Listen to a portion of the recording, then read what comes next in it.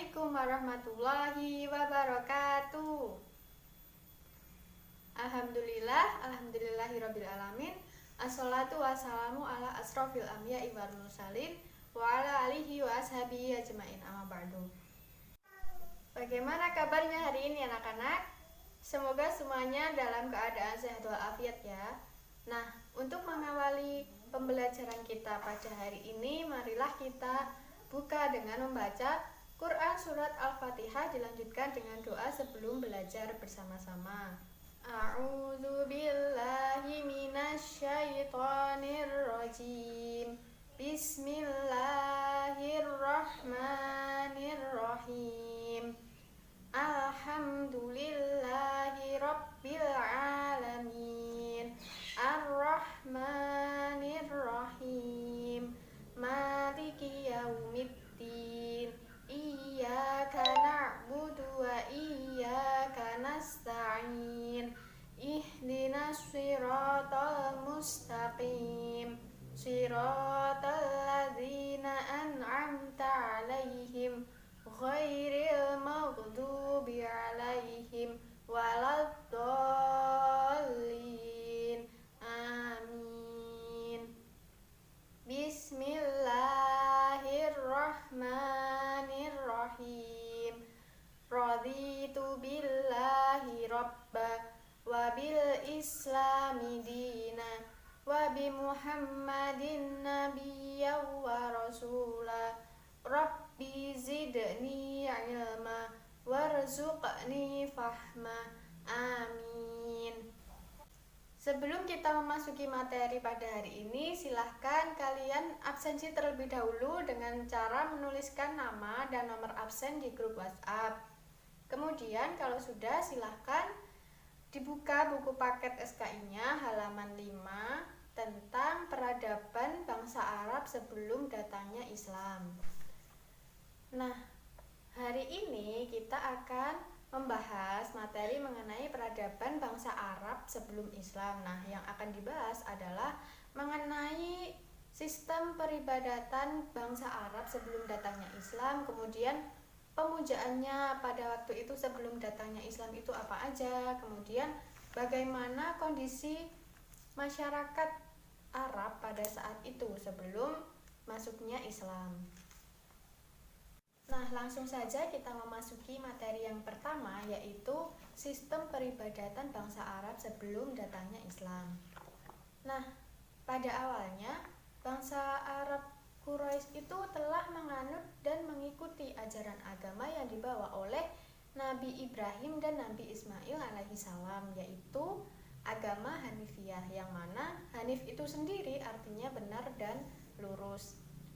Nah, maka dari itu ajaran tauhid itu sudah melekat di hati masyarakat Arab pada saat itu sejak dulu kala, sejak jauh sebelum datangnya Islam.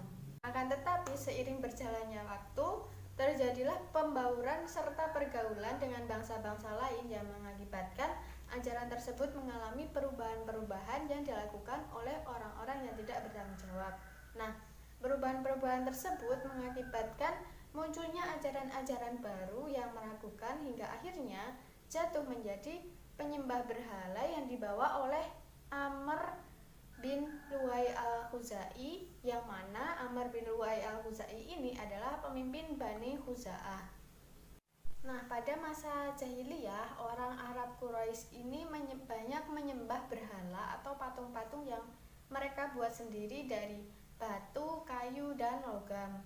Nah, menurut Ibnu Kalbi, yang menyebabkan orang-orang Arab itu menyembah berhala dan batu adalah barang siapa yang meninggalkan kota Mekah, maka harus membawa batu yang diambil dari batu-batu yang ada di tanah haram Mekah. Nah, hal ini dilakukan dengan tujuan untuk menghormati tanah haram Mekah dan untuk memperlihatkan cinta mereka kepada kota Mekah.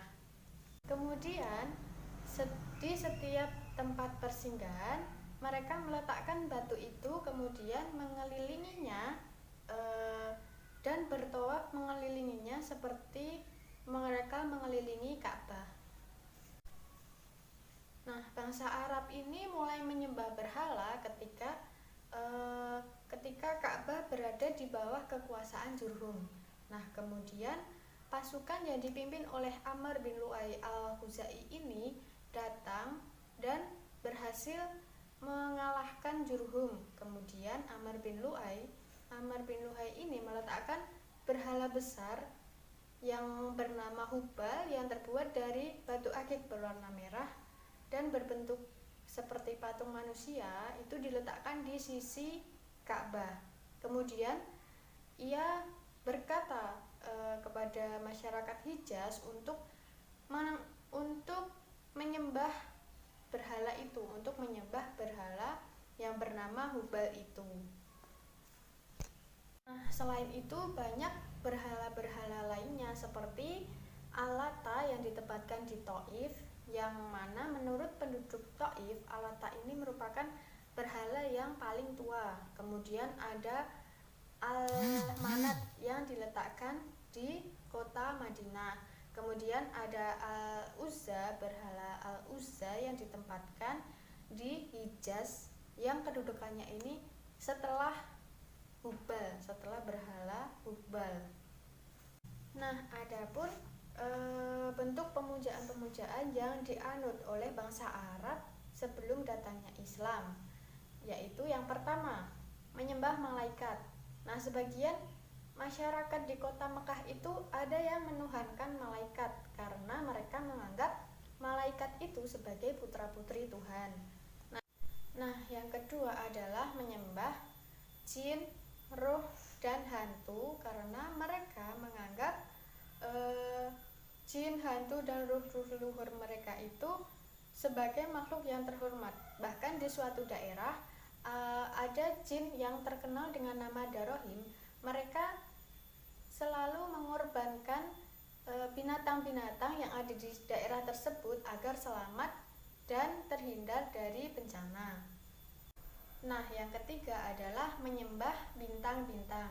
Yang dimaksud bintang-bintang di sini adalah matahari, bulan, dan bintang yang gemerlapnya di malam hari. Nah, mereka menyembah bintang-bintang ini karena mereka menganggap bahwa bintang-bintang tersebut memiliki kekuasaan penuh yang diberikan oleh Tuhan untuk mengatur alam semesta ini. Kemudian yang keempat ada menyembah berhala yang mereka buat sendiri dari batu, logam, dan kayu. Nah, yang kelima adalah agama Yahudi dan Nasrani. Nah, agama Yahudi ini masuk ke Jazirah Arab pada tahun 1491 sebelum Masehi di Mesir pada masa pemerintahan Nabi Musa alaihissalam. Sedangkan agama Nasrani masuk ke Jazirah Arab pada diperkirakan sekitar abad keempat Masehi dan berkembang di Jazirah Arab karena mendapatkan bantuan dari kerajaan Romawi dan kerajaan Habsyi. Nah, sebelum datangnya Islam, orang-orang Arab ini juga mempercayai tahayul, di antaranya yaitu yang pertama, di setiap perut manusia, di setiap perut orang itu ada ular. Jadi ketika merasakan lapar itu timbul karena ular-ular tersebut menggigiti usus-usus manusia. Nah, yang kedua, mereka biasa mengenakan cincin dari tembaga atau besi dengan tujuan untuk menambahkan kekuatan pada diri mereka. Kemudian yang ketiga adalah jika mereka mengharapkan turun hujan, maka mereka mengikat rumput kering pada ekor kambing. Nah, materi yang kedua adalah keadaan sosial masyarakat Quraisy sebelum masuknya Islam. Nah, keadaan sosial ekonomi masyarakat Arab sebelum datangnya Islam dipengaruhi oleh kondisi dan letak geografisnya, yang mana di tengah Jazirah Arab itu terdiri dari tanah pegunungan yang tandus. Oleh sebab itu, banyak penduduk yang tinggalnya berpindah-pindah atau nomaden, tidak menetap. Mereka biasanya tinggal di pedalaman-pedalaman, yaitu masyarakat Badui yang mata pencahariannya itu adalah beternak. Nah, mereka berpindah-pindah dari satu lembah ke lembah lainnya untuk mencari rumput agar bisa memberikan makan kepada hewan ternaknya. Nah, sedangkan untuk pertanian, untuk bidang pertanian dikerjakan oleh masyarakat yang tinggal di suku-suku di daerah yang subur. Mereka menanam buah-buahan dan sayur-sayuran. Nah, masyarakat yang tinggal di perkotaan biasanya mereka rutinitasnya adalah berdagang. Mereka dinamakan dengan ahlul hador. Jadi sosial ekonomi mereka itu ditentukan oleh keahlian mereka dalam berdagang, kemampuan mereka dalam berdagang. Maka dari itu orang-orang Quraisy pada masa itu terkenal dalam dunia perdagangan. Biasanya mereka melakukan perdagangan itu di 2 musim dalam 1 tahun. Yang pertama yaitu melakukan perdagangan ke Syam pada musim panas. Kemudian yang kedua adalah melakukan perdagangan ke Yaman pada musim dingin.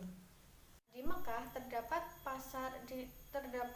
pusat perdagangan yaitu pasar Ukas yang bukanya itu pada bulan-bulan tertentu saja seperti Zulqa'dah, Zulhijjah, dan Muharram. Nah, sedangkan pada bidang politik, masyarakat jahiliyah pada masa itu tidak memiliki sistem pemerintahan yang teratur. Mereka hanya memiliki pemimpin yang disebut dengan syekh atau amir, yang tugasnya hanya mengurusi permasalahan dalam peperangan dan pembagian harta dalam pertempuran tertentu. Nah, di luar itu, seorang syekh atau amir itu tidak memiliki kuasa, tidak berhak untuk mengatur anggota kabilahnya. Di samping itu, bangsa Arab sebelum Islam juga telah mampu mengembangkan ilmu pengetahuan, di antaranya adalah ilmu astronomi. Nah, ilmu astronomi itu ditemukan oleh orang-orang Babilonia. Mereka pindah ke Arab pada waktu negara mereka diserang oleh bangsa Persia. Nah, dari mereka inilah orang-orang Arab belajar banyak mengenai ilmu astronomi. Nah, tata sosial bangsa Arab sebelum Islam terkenal dengan berani dalam membela kebenaran, membela pendirian. Namun, ada sisi baiknya, yaitu mereka sangat menghormati dan memuliakan tamu. Nah, moral dan perilaku mereka pada waktu itu sangatlah rusak, sehingga mereka dijuluki dengan kaum jahiliyah atau yang artinya bodoh. Mereka selalu melakukan perjudian dan minum-minuman keras yang dilakukan secara bersama-sama. Bahkan tidak jarang mereka melakukan perampokan yang kemudian mengakibatkan peperangan antar suku. Nah, yang lebih buruknya lagi adalah terdapat suku Arab yang mengubur hidup-hidup bayi perempuan mereka, karena mereka beranggapan bahwa anak perempuan itu tidak berhak untuk hidup, tidak berguna, dan hanya menyusahkan orang tua saja. Oleh karena itu mereka merasa terhina jika memiliki anak perempuan, jadi mereka lebih memilih mengubur anak perempuan tersebut hidup-hidup. Kemudian yang tega melakukan tindakan yang tidak berperi kemanusiaan ini adalah suku Bani Tamim dan suku Bani Asad. Nah, dalam bidang bahasa dan seni bahasa, orang-orang Arab pra-Islam atau orang-orang Arab sebelum Islam itu sangatlah maju. Bahasa mereka sangat indah dan sangat kaya, kemudian syair-syair mereka juga banyak. Nah, di lingkungan mereka, seorang penyair itu sangat-sangat dihormati. Bahkan di setiap tahunnya di Pasar Ukas itu diadakan deklamasi sajak yang sangat luas. Selain di Pasar Ukas, juga ada pasar-pasar lain yang dijadikan sebagai tempat perkumpulan para penyair tersebut, yaitu Pasar Madinah dan Zulmajas.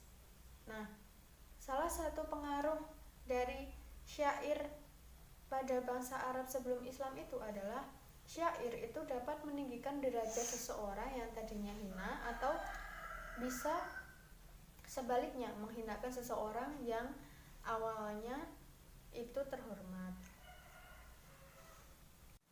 Nah, satu-satunya alat publistik yang luas lapangannya adalah khitobah. Jadi, selain sebagai seorang penyair, orang-orang Arab jahiliyah juga senang berpidato. Mereka berpidato dengan bahasa yang indah dan dengan semangat yang tinggi. Nah, orang-orang yang berpidato ini juga mendapatkan derajat yang tinggi sama dengan para penyair. Salah satu kelaziman masyarakat jahiliyah adalah mengadakan majelis sebagai sarana untuk mendeklamasikan sajak, bertanding pidato, dan juga saling tukar-menukar berita dan lain-lain. Nah, Ahmad Amin, seorang sejarawan Islam, mendefinisikan kata-kata jahiliyah sebagai orang-orang Arab sebelum Islam yang selalu membangkang kebenaran. Mereka selalu melawan kebenaran walaupun telah diketahui bahwa hal itu adalah benar. Jadi, jahiliyah di sini bukanlah kata jahil yang artinya bodoh. Cukup sekian yang dapat Ibu sampaikan. Untuk tugasnya silahkan kalian mengerjakan soal yang ada di halaman 10 dan dikumpulkan di pertemuan minggu depan. Nah, untuk mengakhiri pembelajaran kita pada hari ini, marilah kita membaca hamdalah bersama-sama. Alhamdulillahirabbil alamin. Sekian dari Ibu, kurang dan lebihnya Ibu mohon maaf. Wassalamualaikum warahmatullahi wabarakatuh.